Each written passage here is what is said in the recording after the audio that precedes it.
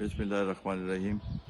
د NH24 مشرانو، خویندو، کشرانو، نوجوانانو، زه آفتاب احمد خان شیرپو خبرې کوم.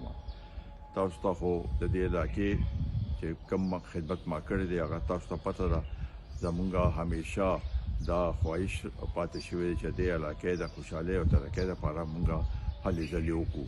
8 تاریخ اوس را روان دی، په هغې باندې الیکشن دی او مونږ غواړو چې تاسو قومي وطن پارټۍ له ووټ ورکړئ، په چراغ باندې نښې باندې مهر ولګوئ چې دا ترقي او دا خوشحالي د سلسله چې دا مونږ مخ په وړاندې بوځو.